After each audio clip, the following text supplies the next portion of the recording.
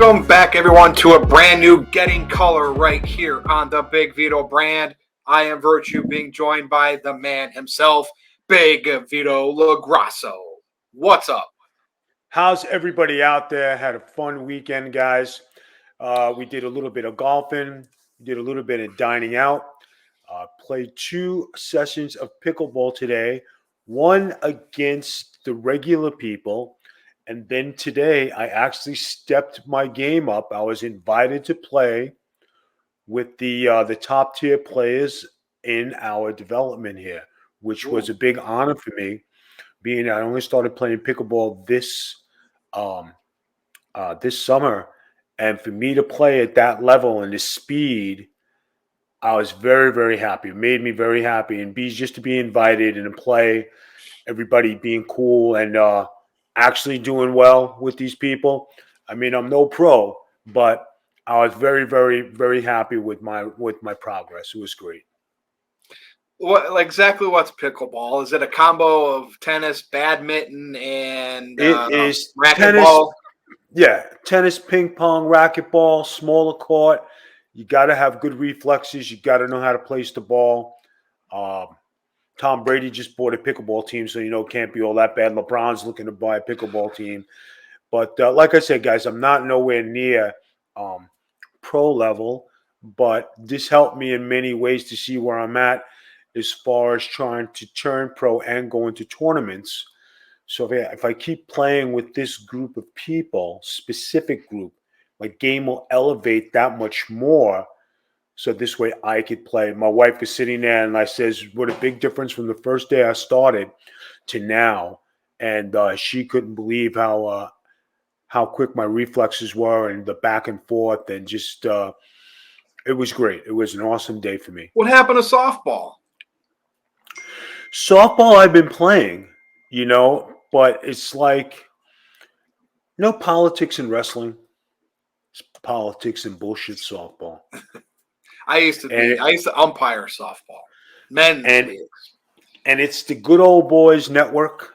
And if you don't do for the club and you don't do this and you don't do that, hang out with the guys and do all this shit, it's like they don't let you in their little elevated clique. But we have an advanced league on Tuesdays and Fridays, and I play against the same guys, and I do exceptionally well. It's just for that little team that's like, it's just a whole big political bullshit thing. And like, I'd rather play the pickleball, get more out of it. It's great exercise, keeps you in shape. I could play for hours, not get tired. And it's just a good thing. It's a good thing. I still play, but the pickleball is like my main focus for exercise and keeping fit. And like I said, I could play for a couple hours at a time without not getting tired or sitting down. So I'm good. Iron Man. All right, Vito, ready to get into the topics? Yes, Stan is in the house. Stan is in the house. Hello, Stan. I'm going to start with what's on Vito's mind, and it's going to be somber because, as you know, Kevin Nash's son passed away, Tristan. Yes. Mm-hmm. Don't know the details. He was young. He was like 26. 26. And Kevin lost his best friend Scott last year, less than a year ago.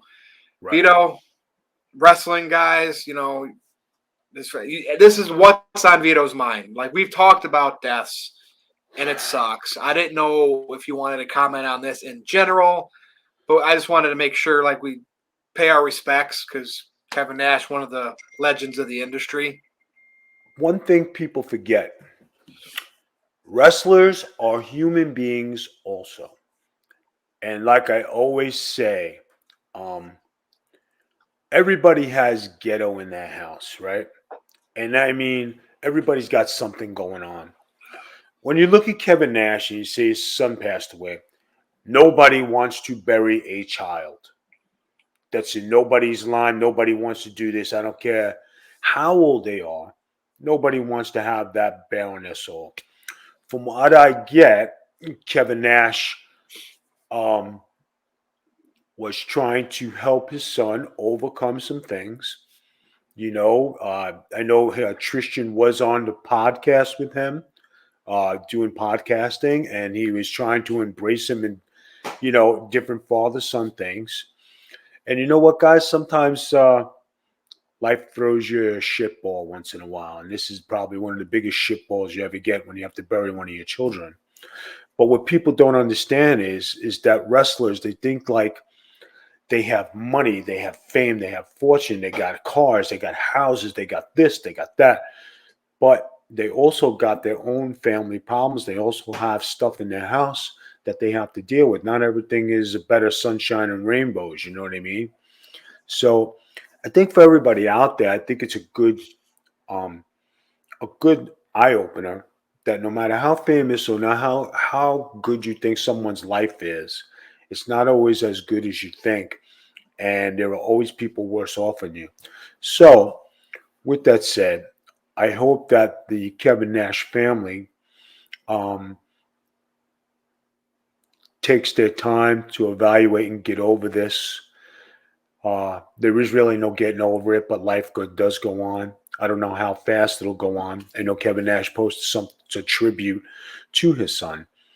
So, with that said, guys, remember, family first, wrestling second, whatever you do second, always take your family, always do what you got to do to upkeep your house and keep your house straight. This is probably the best advice I can give you. Well said, and I just wanted to address that. So, Vito, Okay. moving on here, since we've done our last show, because we took last week off, Yes. Bray Wyatt returned at the Mhm. pay-per-view, and he was on a SmackDown since couple, with some promos, and they're Right. really slow rolling this. He kind of came out as himself as part of one of his characters, like just shooting from the heart. And they got something creepy going on with it. I just what do you think?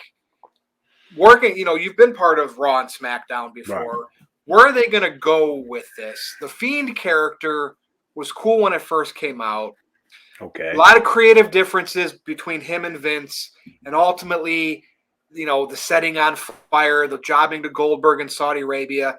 It just didn't click with the Office. But guess who's gone now? And guess who's in charge? Triple H. What's going to happen this time around? I like the fact that at least part of it, he's giving you a window, something different. I've always said I like when you can see who the wrestlers, even if they're working it a little bit, you can still kind of see who they are. They're presenting Right. their real self to you a little bit. Take it away, because I'm intrigued by that. But I think they're still going to do the spooky evil stuff too. Guys, do you realize that Bray Wyatt should have been made about 4 or 5 years ago? And when Bray Wyatt character didn't go over, or they didn't make it go over, they came out with The Fiend. The Fiend was a great tribute to Bray Wyatt, and they didn't let that go over. I think this time around they learned from their mistakes, because when you really look at it, who is and who has been the one missed superstar of this generation that the people want to see? It is the Fiend. It is the Wyatts. If there was God willing, they said, okay, we'll bring back the Shield.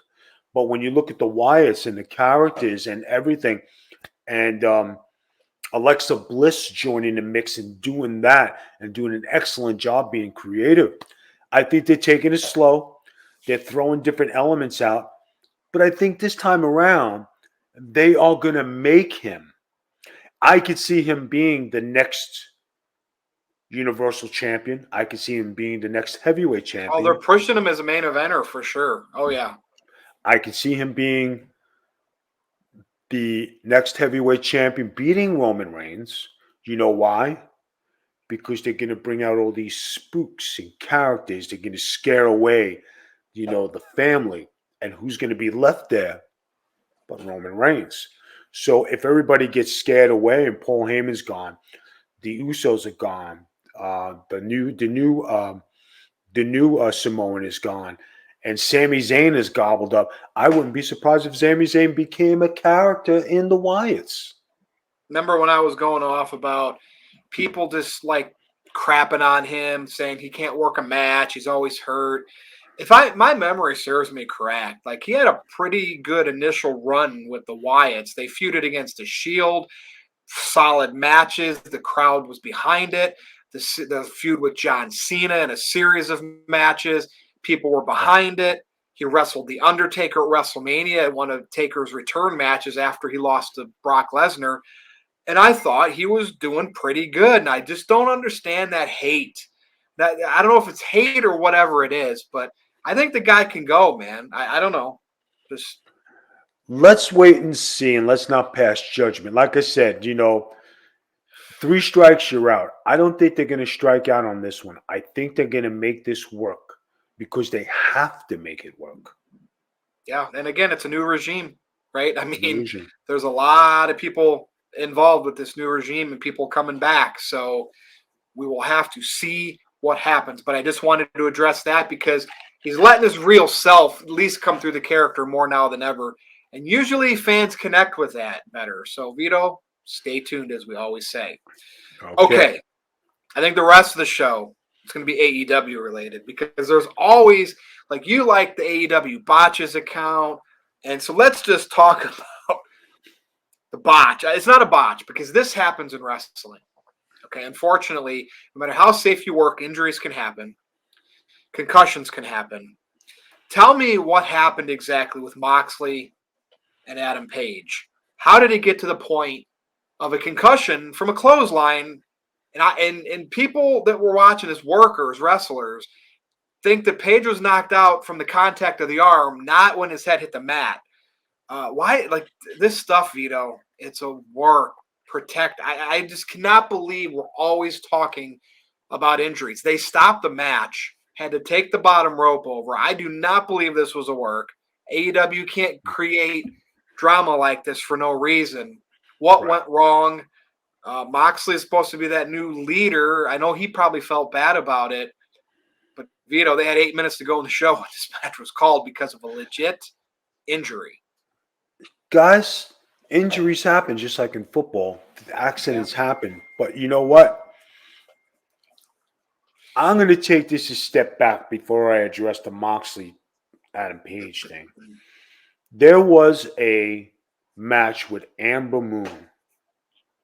Yeah, now, there was. I posted Athena, it. I was on just so everybody knows, it's Athena now, but yes. Athena, okay. You talk about reckless and not caring and not giving a shit about an opponent. The way she treated that girl and kicked the shit out of her and the bumps that this girl took, being reckless, that was a direct stain on the AEW regime or how they let these wrestlers go. There's no room in the business to be like that on TV with somebody who's putting you over. Because let me tell you something. Back in the day, they all say jobbers or enhancement talent, but the guys who were putting you over could probably stretch half the dressing room because those are the guys who are the real workers. And if there was a go button, okay, half the people who are stars today wouldn't be stars. I'll give you an example. William Regal, Goldberg. Steve Regal didn't think he was an enhancement talent for Goldberg. He went out there and he proved to everybody Goldberg wasn't shit. Plain and simple. And if that thing would have, if it was a legit go thing, I think Mr. Regal would have won. You talk about guys like Bob Backlund, who are amateur wrestlers. You talk about the Iron Sheik, who's an amateur wrestler. Talk about Kurt Angle, who's an amateur wrestler, right? But then you talk about the other legit tough guys out there, like a Stan Hansen or Bruiser Brody, Buzz Sawyer, or even a Hacksaw Jim Duggan. Big, rugged men. And I'm just naming a few guys. I'm just taking this out of context. When you get in the ring with these guys, it's on. I mean, like, they could do what they want. Like, you walk in there, and if you get out of line, they're gonna take the time to do what needs to be. Everybody looks at Johnny Rodz, right? Now, Johnny Rodz was my trainer. He broke me into business. He's a Hall of Famer. But when you talk about legit shooters, he was the tester. His job was to test you, see if you were tough enough see if you're good enough, see if you can handle the pressure. That was his job, right? Then there were other guys who came along. Let's take Hardcore Holly. Now, Hardcore Holly was rough on the young guys, but if you got past him, you go okay. You know what I'm saying? Let's take Skull Von Crush. Just for shits and giggles, let's do that. We have been watching a bunch of DVDs, and we've been putting matches up because I have the whole library from Rob Feinstein of all the house shows. And you watch my wrestling from there. You've seen some of the best mat wrestling against a guy like Sabu, who nobody thought could wrestle, but I know he could wrestle. So let's say, okay, let's go to the mat. And you saw everybody says, Vito did jobs, Skull Von Crush did jobs. Yeah, but Skull Von Crush might have put people over, but he was no slouch in the ring. And if he wanted to turn it up a notch, I could, and I could back it up. Right? When you're talking today, there's no regular enhancement people who are testers or the jobbers of the company. There's no tough competitors. That's what Vince McMahon said, tough competitors. Right? Brawler. They were kids. Yeah, Brooklyn Brawler. Let's look at the Brooklyn Brawler, right? Brooklyn Brawler has been around for a long time, and that guy never ever says, I'm a Hall of Famer. I deserve any credit. You know what? He was a wrestler like I was. He went out there. He did the job. He went home. He did his job. When you got a guy like Barry Horowitz, Bret Hart says, I should be in a Hall of Fame. If Bret Hart says, go by the Brooklyn Bridge, then jump off it, are you going to do that and put it on Facebook, jackass? That is one of the things that gets me so mad. Barry Horowitz says he should be in the Hall of Fame. For what? Because he says he's a wrestler. I'm a wrestler. I've been 10 times the wrestler that Barry Horowitz was. Do anybody ever hear me say, Skull Von Crush, Big Vito, Vito and the Giant, deserves to be in the Hall? Never once. When you're a jock sniffer and you're an athletic supporter and you didn't believe in your own self, you don't have to, you brag about it. You don't have, when you are confident in who you are, you don't have to say nothing. People just recognize you as the man. What did Barry Horowitz do? He put guys over. Hey, great, thank you very much. That was your job. But when he says, and he goes on Facebook and he says this, it's just, are you fucking kidding me? What if you had to compare Skull Von Crush? Mick Foley was a job guy. Did everybody forget that? Put guys over. It's in Wikipedia who's the best job guy around. Skull Von Crush, Mick Foley. And where did those guys go? They went from here to here. Where did Barry Horowitz go? He stayed here. We got to put Al Snow up there with you guys, by the way. But Al Snow did something in the business. Yeah. That's what I'm trying to explain. And if you stay status quo this way, right? Jim Powers was a great wrestler, right? He was with Paul Roma, good tag team, Tito Santana. He did a hell of a lot in his career. Never hear a peep from him. And he's one of the better enhancement guys. And he's the guy who taught me. S.D. Jones, a guy who taught me. Cousin Luke, someone taught me. Johnny Rodz taught me. Ted Petty taught me. And you got these guys going out there because Bret Hart says we should take Goldberg out of the Hall of Fame and I should go in his spot. Get a hold of yourself. So, to make this connect, who teaches Moxley and Adam Page? Guys, I'm going to say this. Accidents happen in the ring. I don't think it was anything blatant. Sometimes things happen. You remember when Paige got the kick in her back and it took her out? Was that intentional? That was not intentional, not one bit, right? When Sasha Banks did it, and I don't think she had a track record of injuring people. No, not at all. When John Cena had his nose broken from Rollins, right? Was that an accident or was it done on purpose? When Nakamura first came on the scene and he suplexed Cena on his head, was that an accident or was it done on purpose? Things happen. Okay, here's another thing. What about Goldberg and The Undertaker? Do you think Goldberg wanted to drop The Undertaker on his head?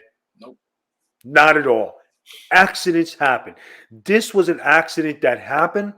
The great thing about it is that Jon Moxley reacted and said, time out. We need to get him some help. That was the best part of the whole show. He took care of his fellow worker. Whether they had heat, whether who's in charge or whatever, he took the time to take care of his work. That means he gets a gold star. That means he's a pro's pro. He just became head and shoulders above everybody else because he didn't keep going through his match and doing a bunch of spots like a bunch of spot monkeys. Yep. So I think I answered your question. Yeah. And accidents happen. Yeah. And obviously, I think the unfortunate thing is there's been a lot of injuries in wrestling that maybe could have been prevented. And anytime something like that, which was a clear accident, happens, you start thinking, why aren't these guys working safer? Because of the amount of injuries we hear about and we see from video footage on the internet. Guys, let's even take it back a few more years, okay?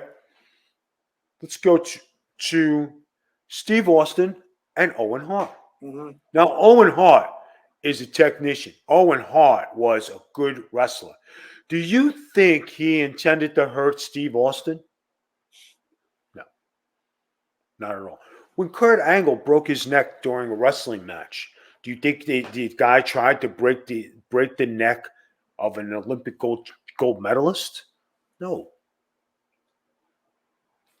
You could be obvious when you see it's a shoot, and you can see when it's not. This was not.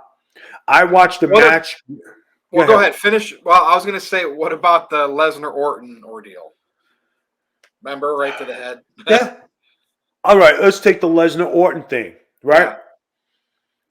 What it looked like on TV, hindsight says that was no work, it was intentional. To listen to the back to cover things up, when Jericho went after Lesnar, be professional, this is what we scripted. Now, I never in all my years of wrestling ever heard of, hey, let him crack your head open and give you a bunch of stitches. Yeah. So that you could say was blatant. But Brock Lesnar, when you look at Brock Lesnar, I'm going to hindsight. Brock Lesnar takes care of more guys in that ring and does more bumping for the guys today. That's true. Than most of the guys in the business. And do you think he knows he's a pro's pro because he takes care of everybody in there? And when you seen when things need to get rough, just like when Strowman kneed him in the friggin' face, he gave him a right hand, lighten up. Yeah. How many people wrestlers who are pros at this stuff gave somebody a wake-up shot? Hey, lighten up. I've done it many times, but I never took liberties and beat up somebody. Well, maybe I did, but not in my young days. Hold on. In my young days, okay, I did rough a couple guys up because they tried to be rough with me. Yeah. But as I went along. Well, they call that the receipts, right? Hey, listen, it's something getting something back. Yeah. But here's a story, right? I'm wrestling for the Savaldis in the IWCCW. We're at a show in Brooklyn, New York. Hugh Morris and the Bushwhackers are up top with SD Jones. So Mr. Savaldi comes over to Vito. Kid, come over here, kid. Hey, listen, we got this guy from Japan, and we want you to put him over. It's a big opportunity for you. I said, I got to put this guy up. Yeah, thank you very much. This is the way to go.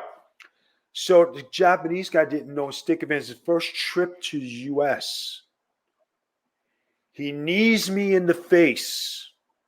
Blatant knee. Almost broke my nose. I lit this guy up. I beat the living piss out of him. Right? When I told you clotheslines on while he was on the mat, picking him up and close and just beat. And then when the match was finished, I put him on top and threw him off, walked out of the ring. the bushwhackers, and I said, "Oh my God, what did you do?" I said, "You see him knee me in the face? Well, kid, I guess you're not going to Japan. He just fucked up our deal." 2 weeks later, I'm wrestling Fujinami in Johnny Rogers' gym. Yep. So you tell me what's what. You know what I mean? You protect yourself, and you do, and you do that, and you share the business. There's no room in our business for anybody to be a roughneck. There's always casualties. Jon Moxley and the AEW did right in this situation. Give them a thumbs up because that was the proper protocol to take care of their wrestler. Well said. Hey, and we got one more topic. We're going to talk about good old CM Punk. Okay, so Vito, let's figure this out. Go ahead. The rumors, and they're rumors, right? Meltzer, I think Wade Keller from The Torch suggested this a month ago. Now Meltzer says it. Now it's gospel throughout the interweb that AEW and Punk are working on a buyout of his contract so he can go about his merry way. I've heard things, the reason why it's snagged up because he's got a no fire clause, allegedly, or it could be the no compete clause. That's where I stopped and I said, I had to think about this. Now these are all rumors, but just say they're actually trying to buy this contract out because Tony Khan wants to bring the EVPs back. Punk's gone.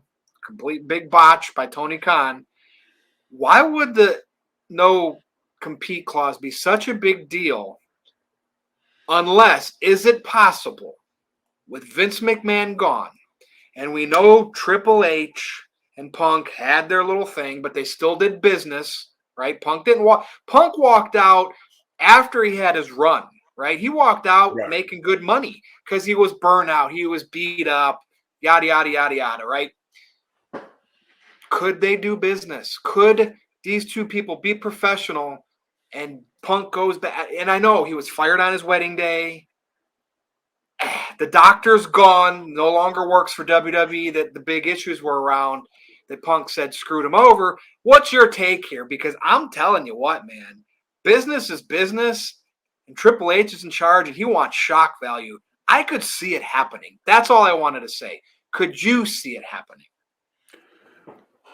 What shock value and what good would CM Punk be doing the WWE to go back now after his AEW run was a fiasco in so many ways? First, he made his money.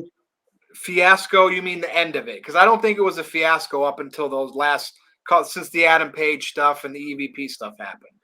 Right, he had a pretty good run up until that last couple of months. So I wouldn't call it a fiasco.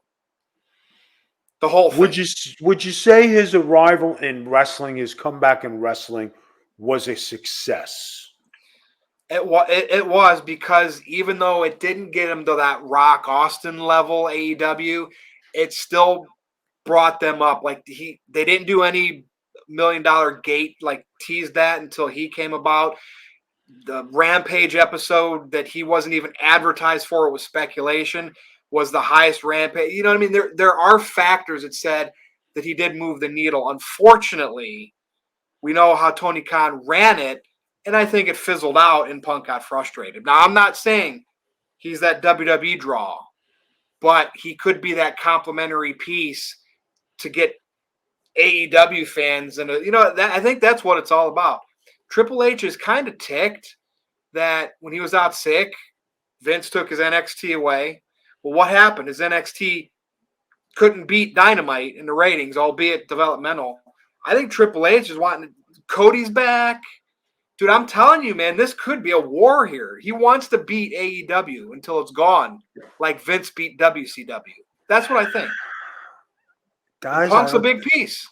I don't think beating AEW is a coup because the WWE is still the WWE if AEW is here or not. WWE is going to be here for years to come. AEW, we don't know if they're making next year because their ratings aren't that good. The wrestling is not very good. Do you want to know my thoughts? I mean, if CM Punk does stay, it'll be good. If he does leave, they're going to pay him a shitload of money not to wrestle anymore. and they're going to say, okay, we're going to pay you $10 million, but you can't go back to the WWE. And he could very well still stay in AEW. I mean, this is speculation. Like Right. we definitely he could be out of wrestling completely. He could stay in AEW and the small chance shock the world and go back to WWE because I could see Triple H doing that. I really could. If he comes back and he's successful, and maybe it's not the old way of doing things because AEW kind of is like wild style now, and they don't follow the old ways. And CM Punk was brought up in the same way I was in tradition and the way it's supposed to be. So if he does go back to WWE and it works, hey, I can see his wife going with him for sure.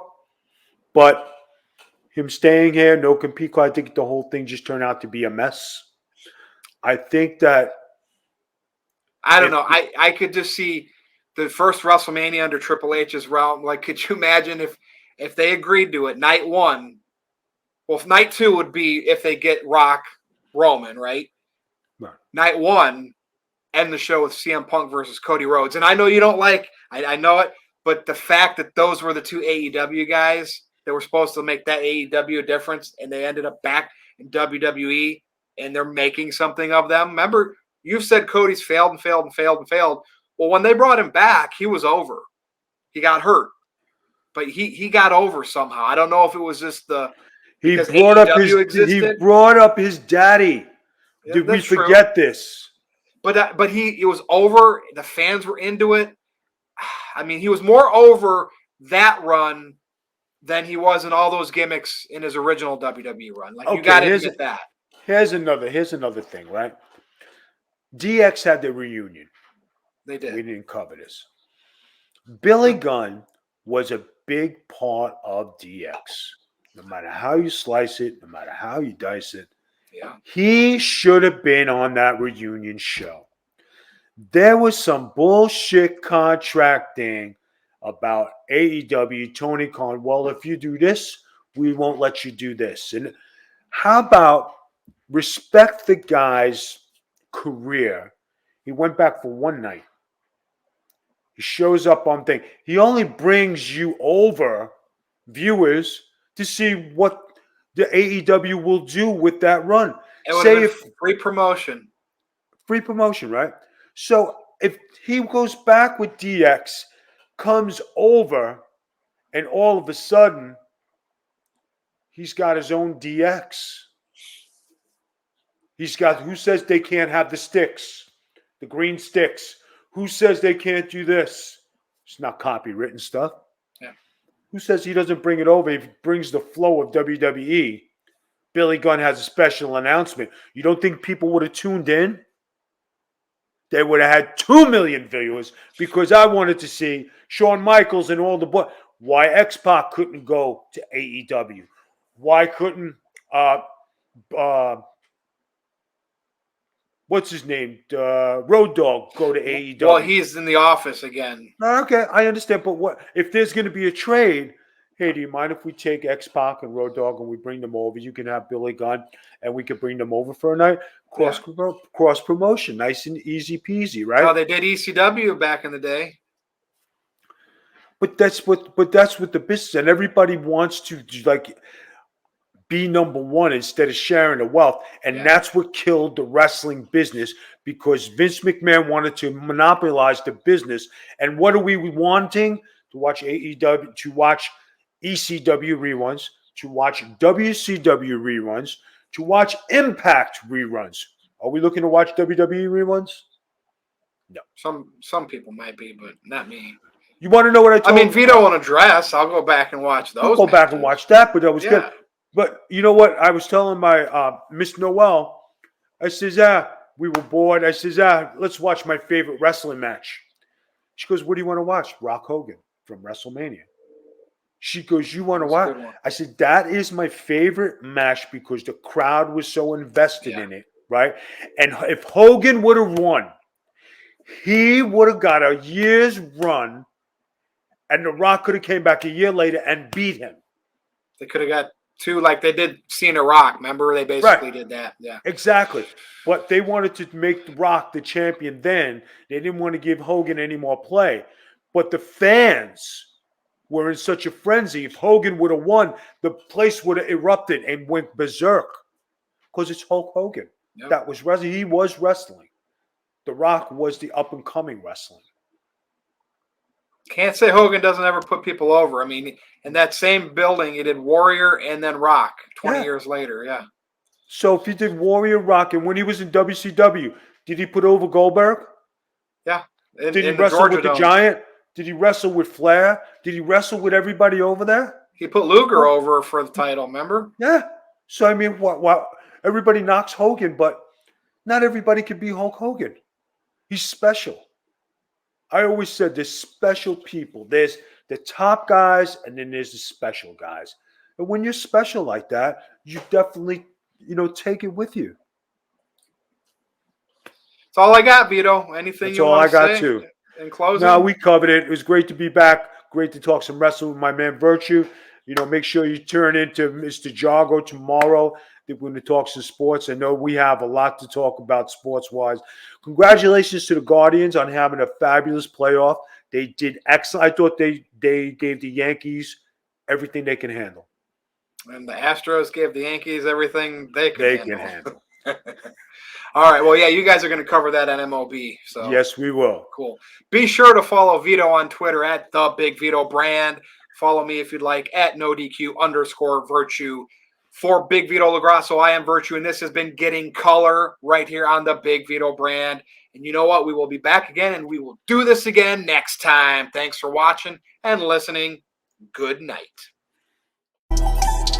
Catch the Big Vito Brand on Twitch every Monday, Tuesday, and Wednesday at 6:30 p.m. Eastern.